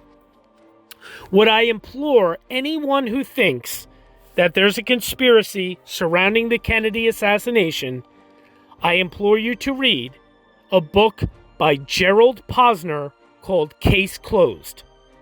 It is the best, most well-researched and thorough Kennedy assassination book I've ever read. It is fascinating and brilliant, and I've heard Gerald Posner speak on many occasions. He is spot-on brilliant. He researched this for years. He debunks all the crazy conspiracy theories, all the witnesses that literally changed their story about a dozen times each. Yes, that is true. All of it. It is fascinating. Read the book. Lee Harvey Oswald was actually a marksman rifleman. He was a good shot. He took 4 shots, in my opinion. He already had the first shot in the chamber. Think of it. He was waiting for the motorcade. That shot's already locked and ready to go. As soon as the car turned onto Elm, he shot the first shot. It hit a tree branch. That's the shot that missed everyone. Missed the motorcade and ended up hitting the curb, and hit a piece of the curb came up and actually cut a man by the name of James Tegg, who was there in Dealey Plaza. Cut his chin on a piece of the curb. The second shot hit Kennedy in the back. That's when Kennedy kind of is going forward. The third shot's the shot that hit Kennedy in the back of the neck. That bullet exited through his neck and actually ended up hitting Connolly in front of him. No, it's not a magic bullet. No, it did not zigzag in midair. That is not true at all. If you read The Case Closed and the forensics, which is actual science behind it, that did not happen. Very feasible and plausible that a bullet went through Kennedy's neck. It's not hitting any major bone there, and literally ended up in Connolly's wrist because he was turned to his right anyway. The fourth shot was the fatal shot. It entered Kennedy in the back of the head, and it exploded out the left rear side of his head, just like a bullet would if it enters somebody's body and explodes out the other side. That is not a front headshot. That is not the way it would go. So, again, science. This isn't opinions. This isn't somebody just saying, oh, I don't think. It's forensic science. All those conspiracy theorists have been debunked 900 million times over by actual forensic science over the years. It's absurd to think that there was this major conspiracy. I promise you. Lee Harvey Oswald was nuts. Lee Harvey Oswald thought that he was going to make a name for himself. Don't forget, Lee Harvey Oswald attempted to assassinate someone else months before he did this. He was a radical. He was nuts. He did this. Let me ask all of you one question if you still don't believe it. If you're innocent of a crime, you did not shoot someone, you did not kill the President of the United States, would you then leave your place of employment in a hurry, go pick up a gun at your house, start walking to go in the complete opposite direction of where the crime just took place, be confronted by a police officer just stopping you because you fit a description, and you end up shooting and killing that officer? Do you really honestly think you would do that if you were innocent? You wouldn't. I'm referring, of course, to when Lee Harvey Oswald shot Officer J.D. Tippit after he left the school book depository. He stopped at his boarding home. He picked up a pistol that he had, started walking, and was confronted by J.D. Tippit, Officer Tippit, who Oswald fit the description over the radio, and he shot him and killed him. And then, of course, Lee was, captured at the Texas Theater there in Dallas. So it just doesn't add up. I'm sorry. It really doesn't add up. So everybody's entitled to their opinion. Let me know what you guys think. I'd love to hear it. But I promise you won't convince me that there's a conspiracy. I've been to Dealey Plaza three or four times now in my life. I've studied this for a long time, many, many years of my life. And there's no convincing me that Oswald did it and he acted alone. That's just my opinion. And I'm just going off of scientific evidence and being there in Dealey Plaza. The real final cherry on top, so to speak, was being in Dealey Plaza. It was no doubt in my head, after I stood behind the picket fence on the grassy knoll, there's no way that somebody was here. There's just no way. All right, moving on. Enough on my soapbox. Ridiculous. So the 1961 four-door Lincoln Continental, in which Kennedy was assassinated, was returned to Washington, where it was checked for evidence and clues. Long story short, the Ford Motor Company owned the car throughout the time and leased it. It is now at the Henry Ford Museum in Dearborn, Michigan. I'm going to show you that too, because I saw that. I also saw Air Force One.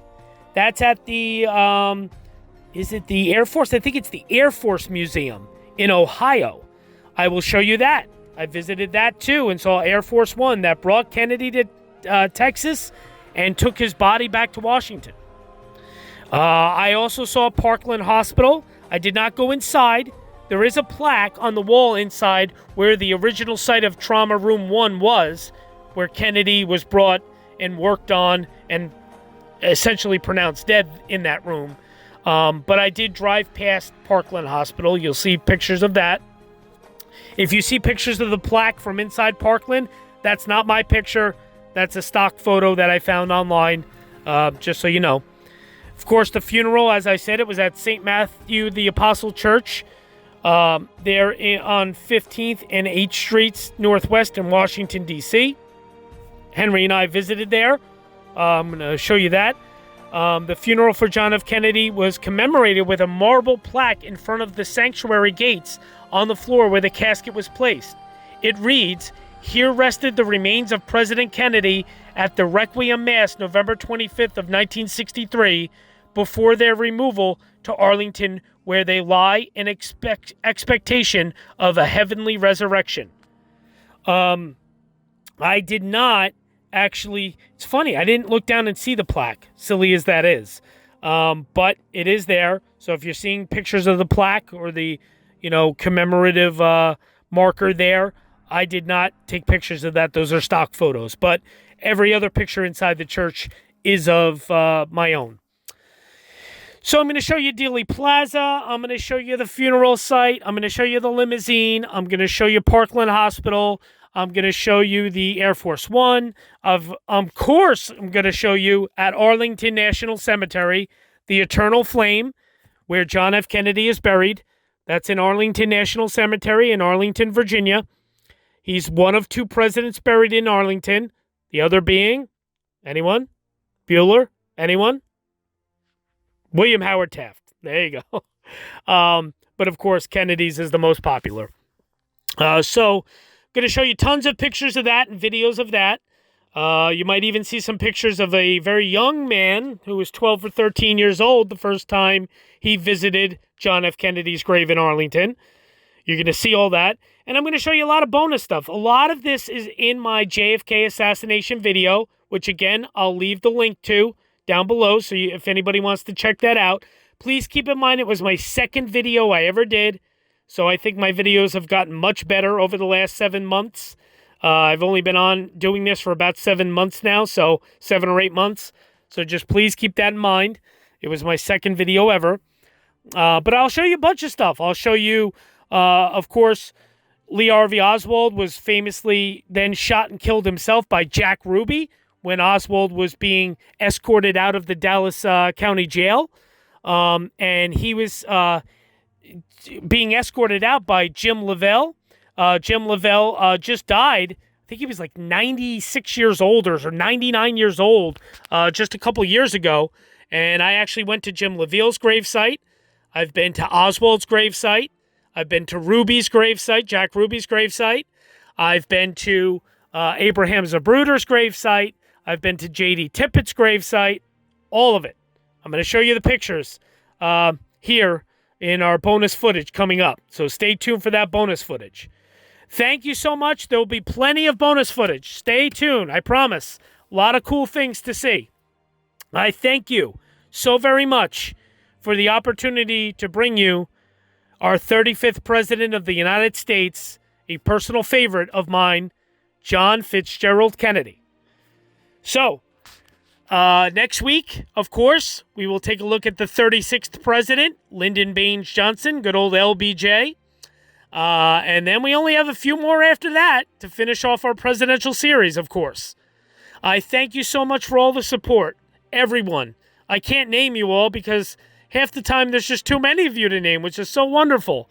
But the Rebecca, Les, and Scott, and Noah, and Logan, and Wisconsin Cop, and I'm trying to think of who else, Dominic. There's so many of you. The list goes on and on and on and on. George Costanzo, I believe is his last name. Awesome. Thank you so much, all of you. The support is amazing. Also, stay tuned because not only are we going to be finishing out our presidential series, but there's going to be some special things coming up after our presidential series is over. I will be doing a live stream where I'm going to grade every single presidential gravesite. Yes, I'm going to give you my own personal grade of an A, B, C, D, or F. And we're going to discuss it with some other really cool, prominent grave hunters who have traveled and gone and seen all these grave sites as well. So you're going to get to hear their opinions as well as mine on a live stream. That's going to be a lot of fun. So there's going to be a lot of cool things coming up. So stay tuned. Thank you for all the support. Keep it up. And we will see you next week. Stay tuned for that bonus footage. Thanks, guys.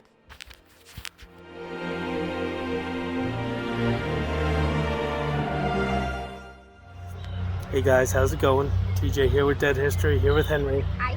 Right behind us there, that cross is Ted Kennedy. And then this cross right here behind us, right there, is Bobby Kennedy. Obviously brothers of JFK. So here, let's just go see Ted real quick. Come here. Just to kind of show you guys. So here's Ted Kennedy, and we are going to walk up to the grave of John F. Kennedy. So I just want to be quiet. Here's Edward Ted Kennedy right here. Right, Henry? Yep. All right, we're going to go this way. We're going to go see JFK, and here's Bobby Kennedy. Yep. We did just want to show you guys this. Henry, no running, please. The reflecting pool by Bobby's. And here's Bobby Kennedy's grave. Obviously brother of JFK's, John F. Kennedy's brother, Robert Francis Kennedy. Okay, so right up there is where JFK's buried, so we're gonna go there. Hey guys, TJ and Henry. All right, we're about to go see JFK's grave. Kennedy? Yep, 35th President of the United States here at Arlington National Cemetery in the eternal flames. So here we go.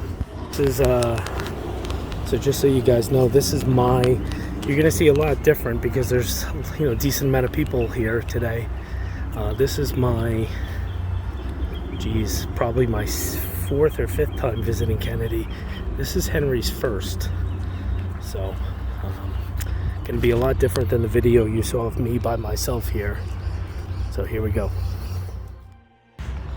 Alright, so here we are. Here's Henry. Just waiting. Here's the quote. Washington Monument there in the background. Go ahead, Mama, go ahead. So here we go. We're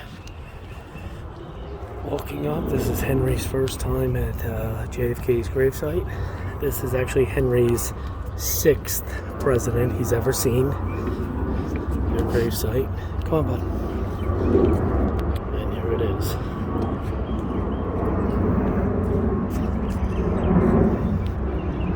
So there it is, John Fitzgerald Kennedy. Eternal flame. The son Patrick. Right there. And then over here we have Jackie. First Lady Jackie Kennedy. And we have their daughter, the one who I believe was stillborn, or maybe she was lost, I forgot, but there you go.